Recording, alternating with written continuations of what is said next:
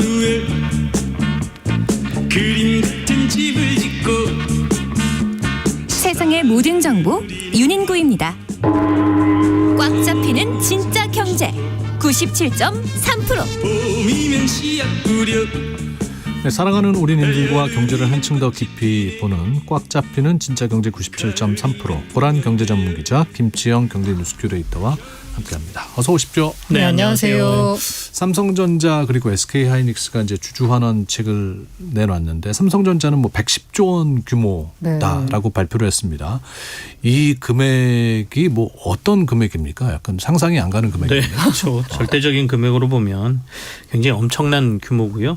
삼성전자가 36년간 영업이익으로 번 게 621조 원이거든요. 예. 근데 지금 100조 원을 이번 올해 한 번에 배당을 한다고 했으니까 많게는 110조 원이니까요. 그러니까 36년간 번 거에 한 6분의 1을 한 번에 주주들한테 사용한다 이렇게 보실 수 있는 거고 100조 원이라고 하면 이게 규모가 잘 이제 우리가 상상이 안 되니까 우리나라 현대차라는 회사 있잖아요. 네. 현대차 주식 다 사고도 한 15조 원 정도가 남는 돈이고요. 아, 그래요? 네. 그리고 그렇게 들으니까 그러니까요. KB국민은행 비롯해서 뭐 KB 뭐 그 금융회사들 다 합쳐진 회사 그게 이제 KB금융지주라고 얘기하거든요. 그 회사는 한 2개 정도 살 수 있는 돈이다 이렇게 생각하시면 되니까 어마어마한 돈을 배당을 한다 이렇게 보시면 됩니다. 네. 국가 예산의 6분의 1이거든요. 그러면 6분의 1을 그러니까 그냥 주주들한테 나눠준 거니까 국가로 비유하자면 국민들한테 한 해 예산에 6분의 1을 그냥 나눠준다라는 개념인 거예요. 그러니까 대단한 액수네요, 정말. 엄청난 액수인데도 불구하고 오늘 주가는. 아니 그러니까 오늘 주가는 왜 그런 거예요? 삼성전자가 엄청 빠졌던데. 오늘 지금 8% 지금 이 시각 지금 8% 넘게 빠지고 있는데 아침에 제가 이제 그 증권방송에서 방송할 때만 해도 많이 빠져야 뭐 7%대 물론 많이 그것도 빠진 거지만이었는데 더 하락폭을 좀 확대하고 있는데 제가 주주환원에 대한 그 네. 단어의 이해를 잘못하고 있는 건가요? 아니요 잘못한 것 같지는 않고요. 네. 그러니까 이제 회사가 주주한테 돈을 이익을 벌면 돌려주겠다는 예. 거 아니에요? 회사가 돈을 벌면 일부를 주주들한테 배당 혹은 자사주 매입한 후에 소각 뭐 이런 방식으로 해서 돌려준다 그러니까 주주한테는 이거거든요. 좋은 소식 아니에요? 좋은 소식이죠. 네. 근데 증권 시장에서 가장 저게 그거잖아요. 시장의 기대감. 자기들이 기대감 풍선처럼 이렇게 키워놓고 그 기대감에 만족이 안 되면 바로 주가가 빠지는. 그러니까 실적이 아무리 좋아도 시장에서 정말 좋을 거다라고 기대했는데 그만큼 만족하지 못하면 주가가 빠지는 현상. 이거하고 비슷한 상황이 지금 벌어집니다. 그 말씀인즉 지금 네. 110조가 부족하다는 겁니까? 그렇죠. 시장에서는 200조를 예상하기도 막 했었어요. 증권사 보고서에도 뭐 200조 얘기가 나왔었고 삼성전자가 발표하기 바로 전날 언론들이 150조가 거의 확정적이다라고 보도들을 막 했거든요. 그러니까 시장은 삼성전자는 이번에 진짜 돈 많이 벌었으니까 적어도 150조 원 정도의 주주환원 정책이 나올 거야라고 기대하고 있다가 90조에서 최대 110조? 네. 왜 이렇게 조금 했어? 왜 약간 이렇게 되면서 그날 발표하고 나서 애프터마켓 그러니까 장 끝나고 난 거래에서부터 빠지기 시작해서 오늘 아침에 주가가 빠져서 지금도 뭐 8%대 하락이니까 그 실망감이 좀 크게 나타나고 있다라고 봐야 되겠습니다. 그리고 주주환원의 방식에 대해서도 시장은 실망한 것 같은데요. 예. 일단 주주환원이라고 하면 크게 두 가지 방식인데 하나가 배당이고 하나가 자사주 매입 및 소각을 통해서 유통 발행 주식수를 줄여버려가지고 주당 그냥 가격을 올려버리는 거거든요. 그런데 이제 삼성전자가 택한 방식은 일단 그 90에서 110조 가운데 30조는 일단 3분기 현금 배당을 하겠다라고 네. 했고요. 나머지 부분은 내년 1월 이사회 때 구체적인 방식을 확정하겠다라고 했어요. 그럼 일단 삼성전자의 경우에는 30조 현금 배당은 확실한 거잖아요. 네. 나머지는 모르겠고 일단. 그 30조 현금 배당을 한다는 건데 그에 앞서서 나왔던 SK하이닉스는 40조 자사주 매입 및 소각이거든요. 네. 자, 근데 자사주 매입 및 소각은 어떻게 보자면 주가를 밀어 올리지는 못해도 하방을 받치는 역할을 하거든요. 매일매일 사야 돼요, 주식을. 그러다 보니까 누가 팔아도 매일매일 사주는 매수 주체가 있는 거잖아요. 수급 측면에서는 SK하이닉스가 상당히 유리합니다. 근데 배당을 주는 건 3분기 배당이라고 했잖아요. 예. 그 3분기 배당을 누가 받냐? 3분기 말 기준으로 주식을 들고 있는 사람을 받거든요. 지금 매매하는 사람이 아니라 그날 주식을 들고 있는 사람이 받는 겁니다. 네. 그러다 보니까 지금 매매하는 사람은 배당에 대해서 배당 그때 뭐 받을지 안 받을지 모르는 상황이고 당장 내 주가가 오르느냐 아니냐를 봤을 때 아까 150조 기대하고 심지어 200조까지 기대했는데 110조? 이러면 주가가 못 오르겠네? 라고 해서 그 주식시장의 만능으로 통하는 말이 있잖아요. 선반영. 네, 선반영 됐고 이제 차익 실현 매물 나오면서 지금 주가가 떨어지고 있는데 그럼에도 불구하고 지금 하락폭은 좀 너무 과도한 거 아닌가라는 생각은 듭니다. 그러니까 이제 주주 환원의 두 가지 방법이 현금 배당하고 이제 자사주 소각이라고 말씀을 해주셨는데 어떤 게 주주한테는 더 좋은 이걸 건가요? 딱 더 이게 이익이 좋아 되는 이게 건가요? 나빠 이렇게 얘기하기는 좀 힘든데 네. 지금 시장이 바라는 게 약간 자사주 매입 소각에 더 가깝다라고 보여지고요. 그러니까 좀 단기적인 측면에서 봤을 때 자사주 매입 소각이 효과가 조금 더 눈에 확 보이죠. 그러니까 말씀해 주신 것처럼 시장에서 실제로 주식을 자기 회사 주식을 돈을 들여서 사주는 거기 때문에 그 행위 자체로 주가가 약간 오를 수도 있고요. 아까 하방으로 내려가는 걸 방어해 주는 효과도 있고요. 우리가 이론적으로 봤을 때 그러니까 제가 예전에도 한번 뭐 커피 얘기도 하고 소금물 얘기도 했는데 소금물이 있는데 여기서 물이 증발해서 소금이 더 증발하게 되면 소금물이 훨씬 짜지는 것처럼 기업 가치도 마찬가지거든요. 주식 수가 사라지는 거기 때문에 기업의 가치는 오르게 돼 있고 그러면 그걸 반영해서 주가는 오른다가 이론적으로 자사주 매입 소각 얘기란 말이죠. 네. 그러니까 SK 하이닉스는 그렇게 해준다니까 바로 뭔가 효과가 나타날 것 같은데 삼성전자는 주주들한테 이익을 돈을 주는 거잖아요.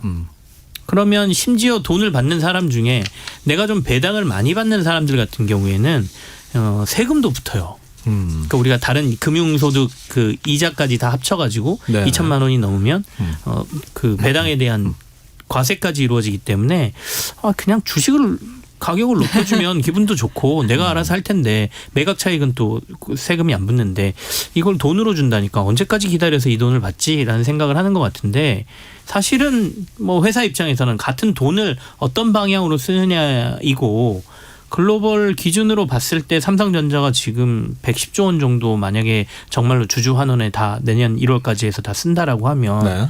뭐 그 어디하고 비교해도 떨어지는 주주 환원이 아니거든요. 그렇게 본다라고 하면 진짜 오늘 주가의 하락은 조금 심리적으로 사람들이 실망감이 반영돼서 그렇지 많은 분들이 좀 과도하게 하락하고 있다 이렇게 평가를 내리네요. 그러니까 주주 환원 금액이 SK 하이닉스가 삼성전자에 비해서 상대적으로 적지만 오늘 주가의 좀 그 방향이 두 종목이 다른 거는 그런 데서 나오는 거군요. 그리고 뭐 적다라고 말씀하셨는데요. 벌어들인 영업이익 대비하면은 뭐 적은 편도 아닙니다. SK 하이닉스가.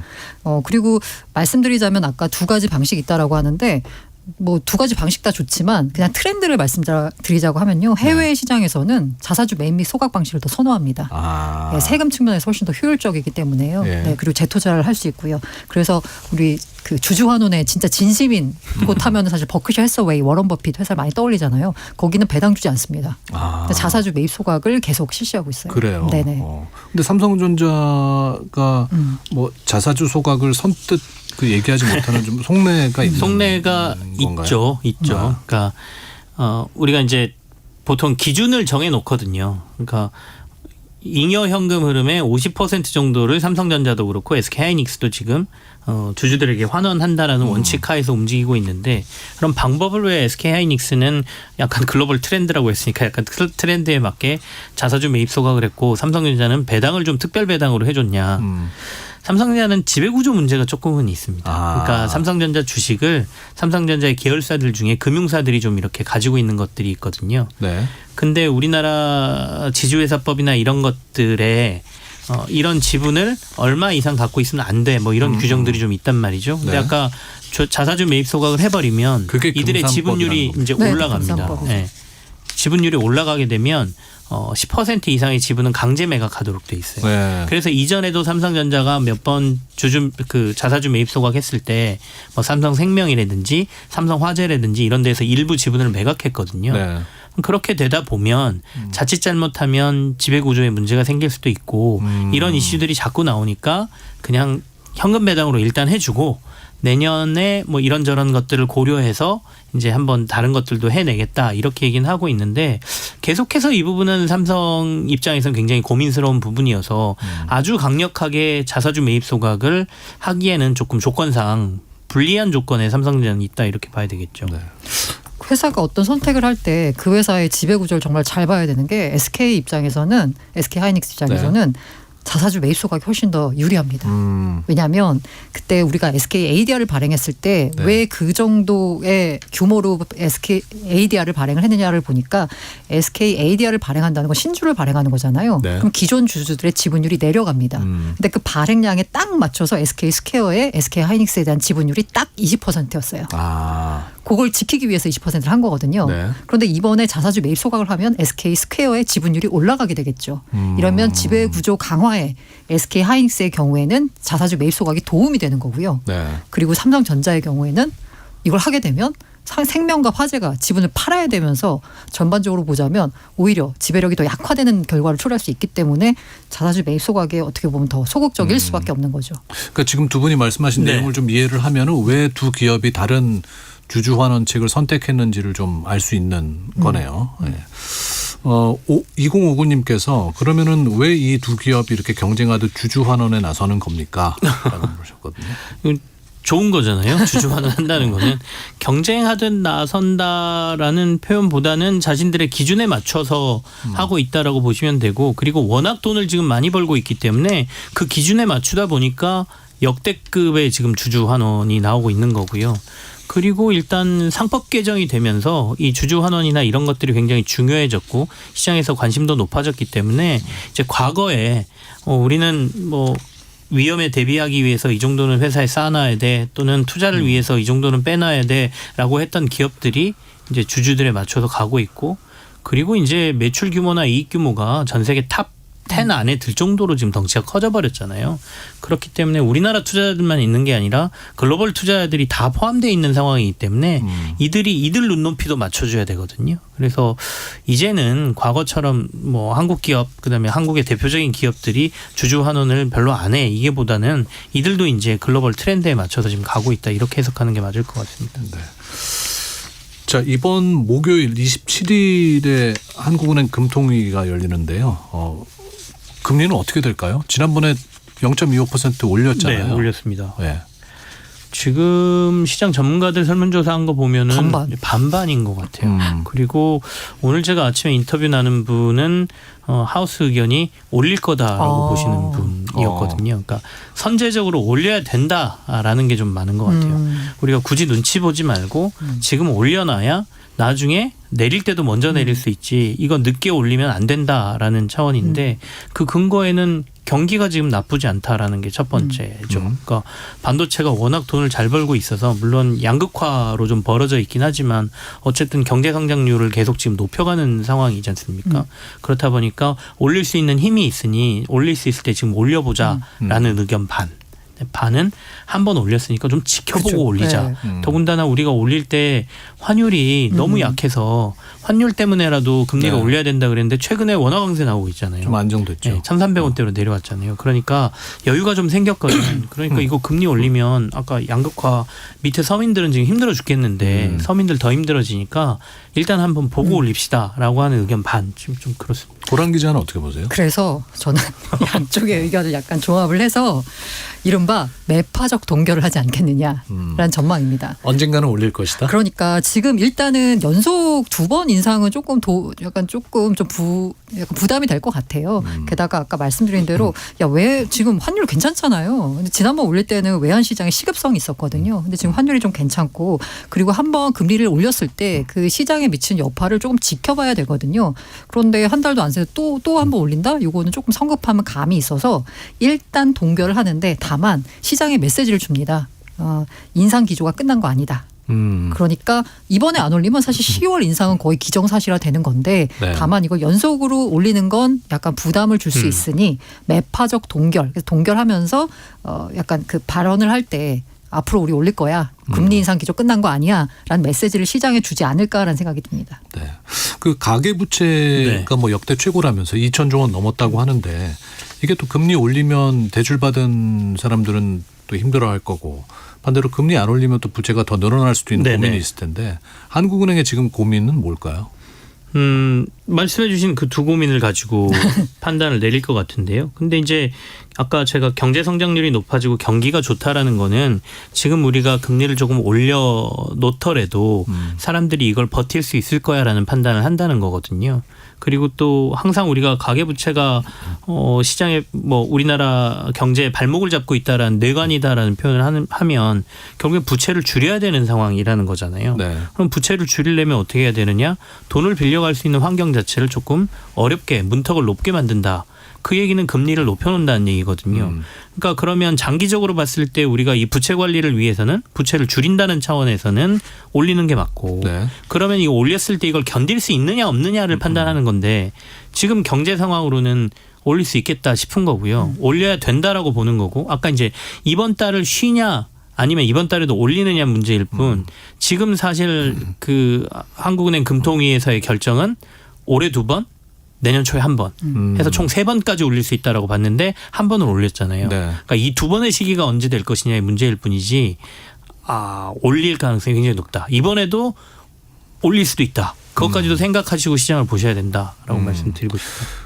고란 기자님 금리 얘기할 때는 그 물가도 네네. 많이 보던데 소비자 물가랑 근원 물가 두 가지를 얘기하더라고요. 네. 이 두 가지의 차이점은 뭡니까? 근원 물가는 그냥 말씀드리자면 그냥 소비자 물가는 그냥 소비자 물가예요. 그런데 그 유가, 농산물 이런 외부 충격이나 날씨에 따라 요동치는 품목이 대거 포함이 돼 있습니다. 그러면 이게 우리가 금리를 올리는 이유는 뭐냐면 물가를 잡으려고 올리는 거거든요. 그런데 금리를 올려봐야 유가나 농산물은 외부 충격이나 날씨 때문에 달라지는 거기 때문에 네. 금리가 영향을 못 미쳐요. 그래서 그 통화당국이 보는 거는 사실 근원 물가입니다. 근원 물가를 봐요. 이게 통화 정책으로 조절할 수 있는 물가거든요. 금리를 올려서 수요를 조금 억제시킬 수가 있는 그 물가거든요. 그래서 앞서 말씀드린 대로 우리가 그냥 소비자 물가 2.8 그리고 근원 물가 2.6인데 지금 한국은행이 보는 건 근원 물가 상승세가 훨씬 더 심각한 거예요. 왜냐하면 이거는 기조적 인플레이션의 고착화를 의미하는 거기 때문에 이른바 이제 스티키라고 하거든요. 끈적끈적하다는 거예요. 물가가 한번 올라가서 내려올 생각을 안 한다라는 거죠. 그래서 한번 오른 이제 서비스 요금, 외식비, 임대료 이거는 유가가 내려도 뭐 사실 다시 내려가거나 떨어지지 않잖아요. 그렇죠. 그렇기 때문에 이게 스티키하다는 건데 그래서 이제 한은이 판단하는 건 지금 물가 수준을 봤을 때 그냥 소비자 물가 2.8% 이거보다 근원 물가 2.6 이게 더 심각해. 그러면서 소비자 물가 상승 그러니까 물가 상승률의 목표치가 한은이 잡고 있는 게 2%거든요. 네. 이걸 훨씬 웃도는 수치이기 때문에 물가 측면에서는 지금 금리를 올려야 되는 상황이 맞는 거죠. 이번 주에 또 엔비디아 실적 발표도 있다면서요. 이번 주 증시 좀 어떤 거 주요해서 봐라. 마무리 말씀을 해주신다면. 두 가지가 대외적으로는 관심인데 하나는 말씀하신 것처럼 엔비디아 실적. 네. 엔비디아 실적은 항상 좋게 나왔기 때문에 이번에도 좋게 나올 거라고 보고 있습니다. 근데 이제 시장의 기대치만큼 되느냐. 그다음에 도리어 포워드 가이던스라 그래서 다음 분기를 어느 정도까지 긍정적으로 예측해 주느냐가 굉장히 중요해 보이고요. 그다음에 엔비디아는 차세대 제품에 대한 출시 일정이 변경되느냐 아니면 지연되느냐 이 이슈에 따라서도 우리 반도체 회사들은 주가가 움직이기 때문에 뭐 그런 것들을 보시는 게 중요할 것 같고 또 하나는 잭슨홀 미팅이라 그래서 여름에 연준 의장이 그 잭슨홀이라는 곳에 가서 발언을 하는 게 있습니다. 네. 그래서 거기서 케빈 허시가 어떤 발언을 해주느냐 최근에 미국의 국고채 금리가 워낙 높은 수준에 와 있기 때문에 그와 관련된 얘기라든지 금리 인상과 관련된 어떤 방향성에 대한 얘기라든지 이런 걸 해주면 시장이 또 거기에 반응을 하기 때문에 그 두 가지에 굉장히 집중을 하고 있는데 케빈 허시는 시장하고 소통을 별로 하지 않겠다라고 선언한 사람이기 때문에 다른 때하고 달리 잭슨홀에서 별 얘기가 안 나올 수도 있겠다 뭐 이런 얘기도 있습니다. 네. 자, 김치영 경제뉴스 큐레이터 고란 경제전문기자 두 분과 이야기 나눴습니다. 고맙습니다. 네, 네, 감사합니다. 감사합니다.